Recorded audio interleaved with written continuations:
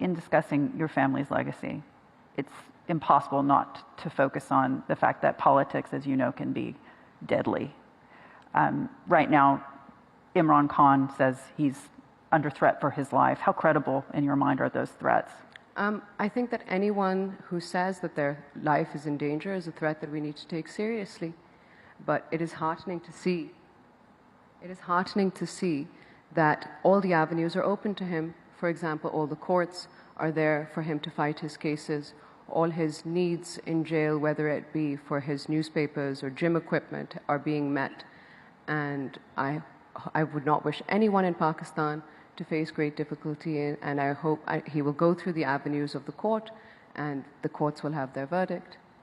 Are you confident he will have a fair treatment by the judicial system? I think so. I do believe that he'll be able to put his case forward, and based on what the evidence says, they'll be able to make their decision. Talk me through this. You have been a passionate proponent of the need for vaccines, particularly with regards to polio.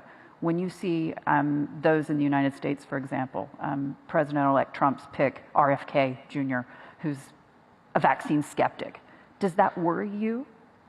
Right now, I'm more worried about the issues that Pakistan is facing. I'm sure that the United States has a rigorous campaign before you go to school, you have to get vaccinated. Before any large forums, there need to be vaccinations for your child to make sure that at every stage they get their vaccinations. But with regards to Pakistan, I'm an advocate for polio eradication in Pakistan. I've been their ambassador also for the United Nations and Rotary International. And the challenges we face are greatly different. Yeah. And some of in 1994, my mother actually gave me the first oral polio vaccine. And this was when she was Prime Minister at the time, and she often said that as a woman leader, she brought an additional role to her office. She brought that of a mother. Yeah. So she spearheaded this campaign across the country. Then I would have to say that the changes in government leads to an issue for us on the ground. We had a period of dictatorship under which the reality of the situation was simply not being reported. We went through another change in government under which all the stakeholders, be it the President, the Prime Minister, the Army Chief of Staff, all believed that this was an important issue and they were determined to eradicate this disease. Then we went through another change of government under which the government at the time did not take this seriously. And when the heads of government don't take this issue seriously of vaccination, there's a trickle-down effect. It trickles down to the bureaucrats, it trickles down to the health ministers, the health systems, all the way down to the health workers on the ground. Yeah. That this is not a serious issue. So I would have to say that that is one of the challenges that we're facing. A second challenge is that there was a misuse of our vaccination drive for security reasons, which brought about a lot of mistrust amongst our nation.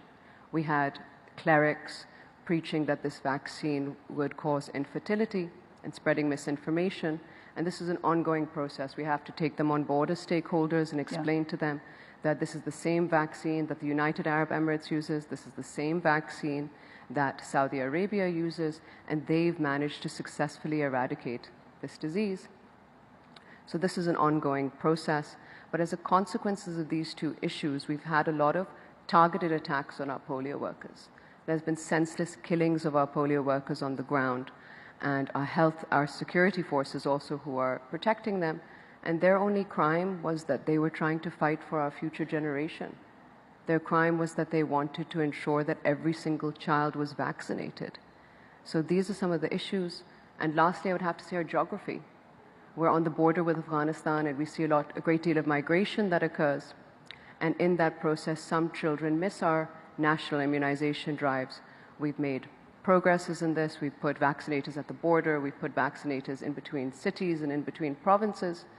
So we're determined to try and reach every single child out there. I would have to say that these are some of the challenges we're facing. But if I talk to you about the progress that we're making, I would have to say that, and the successes, I would have to say that every single child vaccinated is a success. Every single child we manage to save from this crippling disease is a success. Yeah. And until we reach the ultimate goal of a polio-free Pakistan, these are the successes that I need to hold on to Yeah. and build on.